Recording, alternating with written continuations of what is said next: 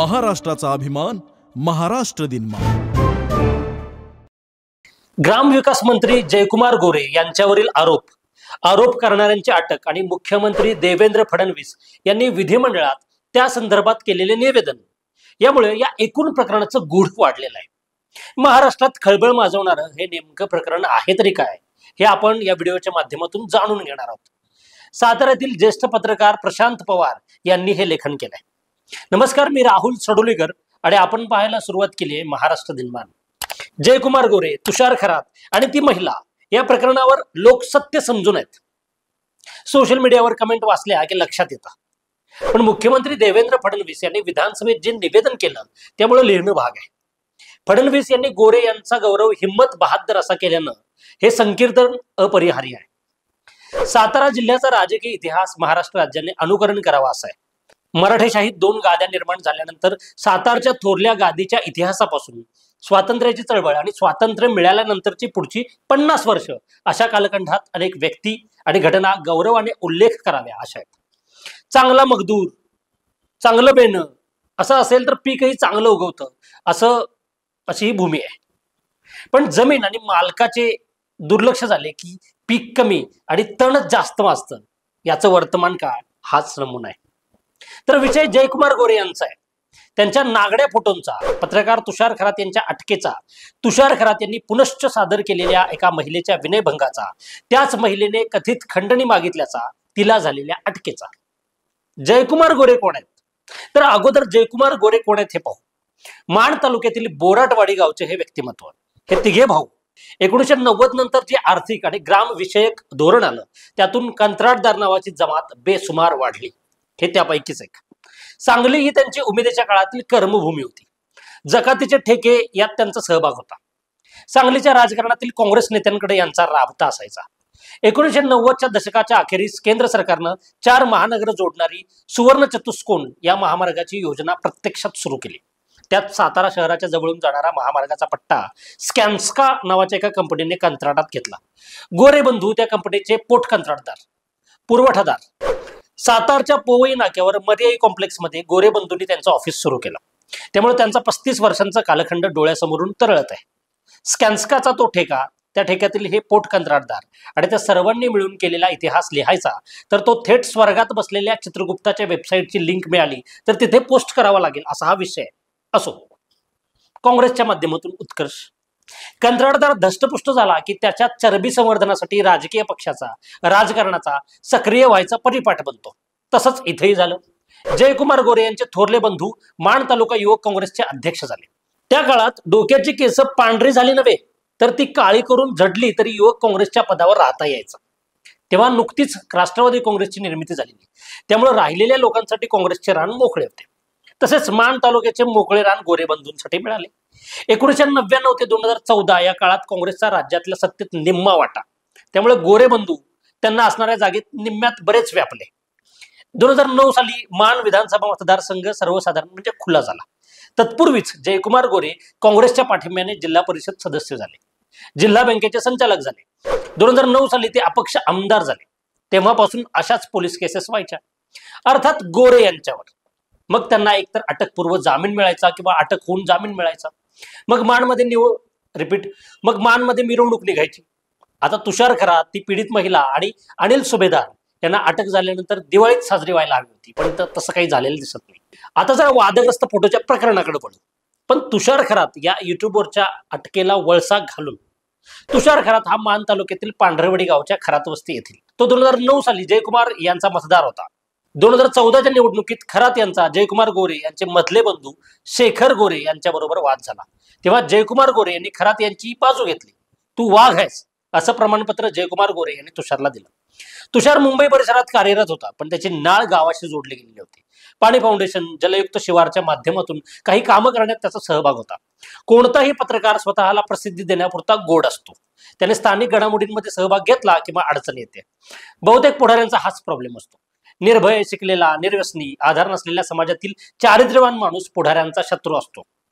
हे 5ही गुण एकत्र असणारा माणूस तर घोर शत्रू. खरात त्यांच्या गावात परिसरात विकास कामात सहभाग घ्यायला लागल्यावर ते गोरे यांना खटकू लागलं. त्यातून त्या दोघांचे कधी कधी तुतुमयमय होऊ लागलं. दरम्यानच्या काळात तुषार पत्रकारितेच्या मुख्य प्रवाहातून बाहेर पडला. स्वतःचं डिजिटल पोर्टल आणि युट्यूब चॅनल त्यानं सुरू केलं.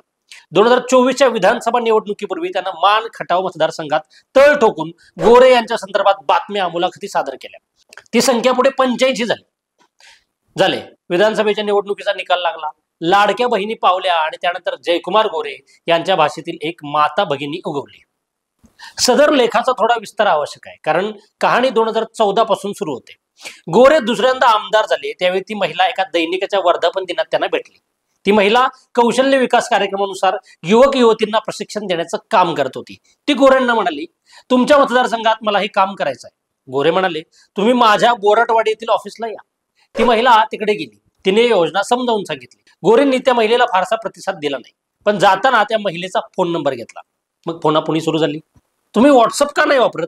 यापासून सुरू झालेला संवाद त्या महिलेला व्हॉट्सअप सुरू करायला लावून तिला वेगवेगळ्या फोन नंबरवरून किरीट सोमय्या स्टाईल फोटो पाठवण्यापासून गुन्हा दाखल होऊन अटकपूर्व जामीन फेटाळून अटक होईपर्यंत प्रकरण पुढे गेलं. जामीन मिळाला. मग प्रथेप्रमाणे गोरे यांचे दहीवडीला भाषण. हे विरोधकांचे कटकारस्थान इथंपासून त्या तक्रारदाराला माता भगिनीच्या जीवाला काही बरे वाईट होऊ नये इथपर्यंतची काळजी ते वदले.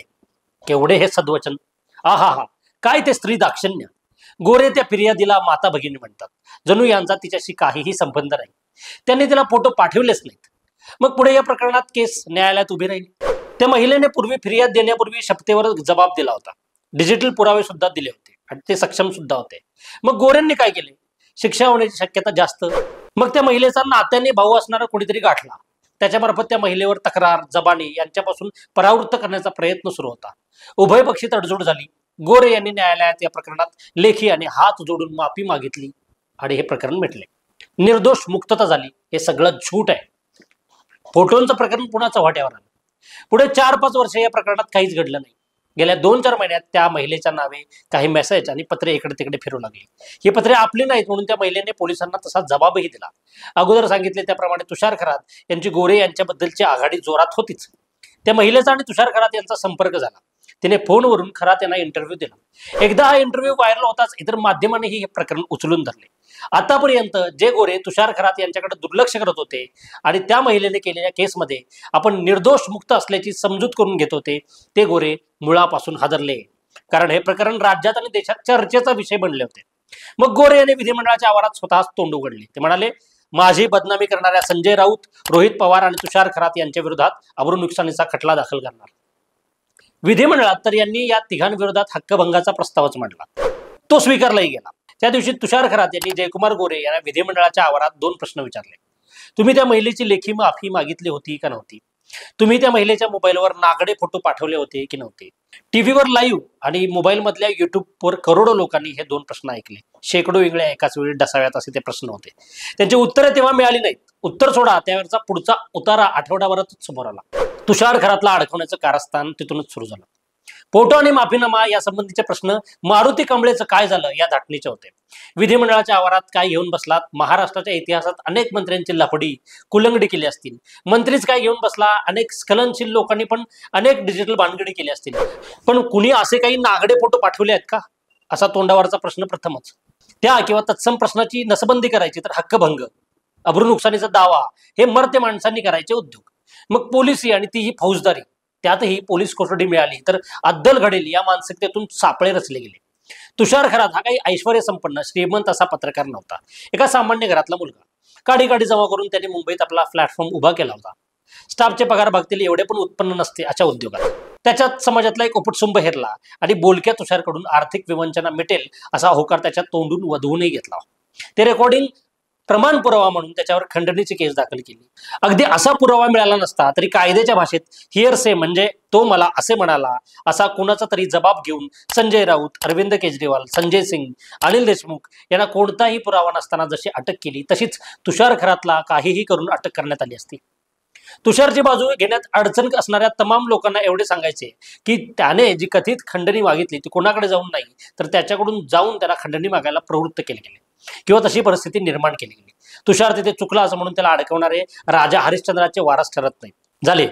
तुषार एकदाचा आत गेला, पण अजूनही त्या पीडित महिलेच्या बुरखाधारी वाणीची टांगती तलवार होतीच. वकिलाला फोडूनच त्या महिलेला अडकवलं.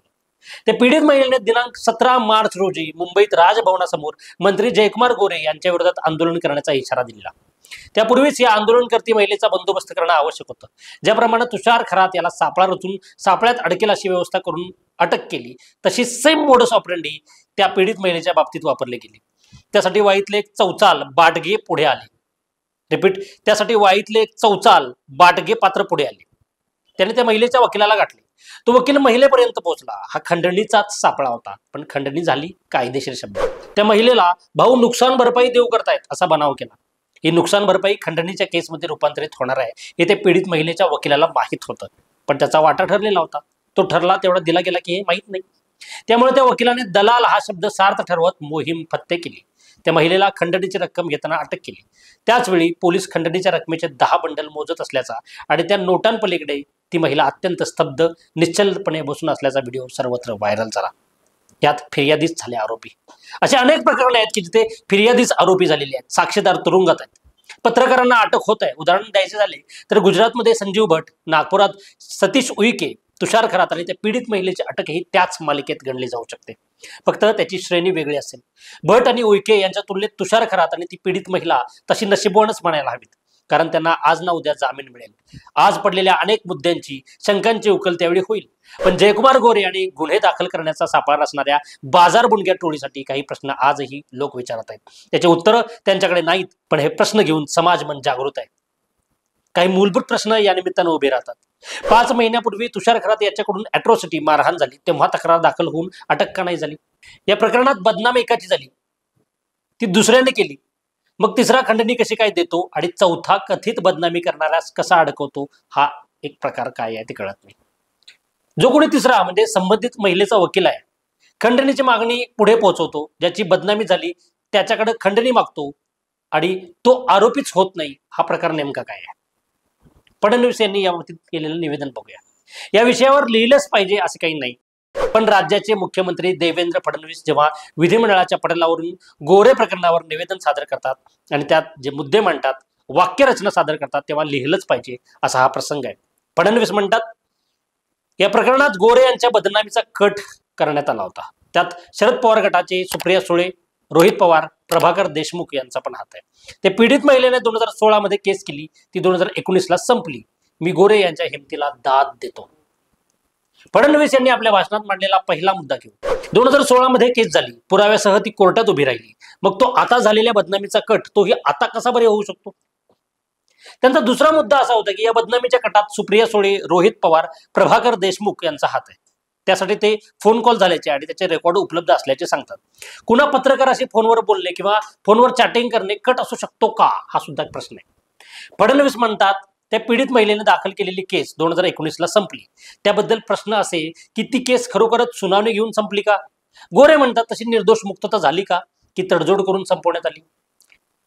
गोरे यांचा नागरिक सत्कार करा. पण आता फडणवीस जे अत्यंत महत्वाचे उद्गार काढतायत त्याबद्दल बोलू. ते म्हणतात की गोरे यांच्या हिमतीला दाद देतो. दाद द्या, दाद द्या, नाहीतर नागरिक सत्कार करा. पण तो करण्यापूर्वी जरा थोडे 1-2 नमुने पाहू. मायनी येथील मेडिकल कॉलेजमध्ये कोरोना काळात मृत व्यक्तींच्या नावे गोरे आणि त्यांच्या सहकार्यांनी अनुदान हडप केल्याची एक केस पेंडिंग आहे. तो पण हिमतीने गेलेला प्रकार आहे. याच कॉलेजच्या संस्थेत धर्मादाय आयुक्त कार्यालयात सादर करायला एक बनावट वर्तमानपत्र किंवा पेपर छापून एक जाहिरात प्रकटन सादर केलं होतं. त्याही प्रकरणात पोलीस केस झाली. प्रकरण अंगलट यायला लागल्यावर ज्याप्रमाणे तुषार खरात, पीडित महिला यांचं संभाषण रेकॉर्ड करण्यात आलं, तसंच रेकॉर्डिंग करून एक संपादक आणि त्या दैनिकाचा व्यवस्थापक याला अटक झाली. बनावट जाहिरात छापून ती घेऊन कोर्टात सादर करणारे गोरे मोकळे आणि जेथे छापली ते अटकेत असा झाक धंदा आहे, अशी ही हिंमत आहे. तर फडणवीस साहेब, तुम्ही ज्या हिमतीला दाद देताना ती रामशास्त्री प्रभूने यांच्या न्यायालयात राघोबा दादांनी गारद्यांना भले बहादर म्हणावे या सदरेची आहे. त्या 2 प्रश्नांचं काय? ज्याप्रमाणे फडणवीस यांच्या सदरेवर संजय राठोड ते अशोक चव्हाण या लोकांना क्लीन चिट मिळाले आहेत, तसेच हेही प्रकरण आहे. कुणी कितीही प्रयत्न केले तरी गोरे यांना राज्याचा नेता बनवायचा निर्धार केलाय. गोरे यांनी मायनी प्रकरणाप्रमाणेच याही प्रकरणात फिर्यादीला आरोपी बनवले. कुणाचीच सत्ता कधी ताम्रपट घेऊन येत नाही, पेरलेले उगवतेच उगवते, कारण ते कसले तरी बीज असतेच. रावणाचे 14 चौघड्यांचे राज्य कुच्च्या खाईत गेले. तो वाईट होता, पण अशोक वनात जाऊन भोंगळा झाला नव्हता. तो संदर्भ लक्षात घेतला तर गोरे किस खेत की मुली, काळासारखे उत्तम औषध नसते आणि तो काळ जे उत्तर देतो तो सूर्यप्रकाशा इतके स्पष्ट असते. याही प्रकरणाचा आणि एकूण गोरेंचा निवाडा यथावकाश होईल. तोपर्यंत मोबाईल स्क्रोल करणाऱ्या लाखो लोकांच्या डोक्यात तुषार खरात यांनी विधिमंडळाच्या आवारात विचारलेले 2 प्रश्न आहेत. जया भाऊ, तुम्ही त्या महिलेच्या मोबाईलवर नागडे फोटो पाठवले होते की नव्हते? आणि दुसरा, तुम्ही त्या महिलेची माफी मागितली होती का नव्हती? आधुनिक युगाची सुरुवात होण्यापूर्वी जगभरात एका धर्माची सत्ता होती किंवा धर्माधिष्ठित राज्य सत्ता होती. लंडन धर्मप्रांतांचे तेव्हाचे बिशप होते मेंडल क्रेटन. त्यांना उद्देशून लॉर्ड ॲक्ट याने एक पत्र लिहिले. त्यातील हे पुढील ओळ जगभरात उद्धृत केल्या जातात. त्या ओळी अशा आहेत: power trends to corrupt and absolute power corrupts absolutely. अर्थात जी व्यक्ती सत्तेत असते तिला सत्ता भ्रष्ट बनवते आणि ज्याच्या हाती निरंकुश पाशवी सत्ता असते ती त्या व्यक्तीला आकंठ भ्रष्ट करते. विषय त्या पार पुढे गेलाय. सत्तेच्या शिलाजित वायगरामुळे काही अवयव जरा मापाच्या बाहेर वळवळू लागतात. त्याचं हे उदाहरण आहे. धन्यवाद.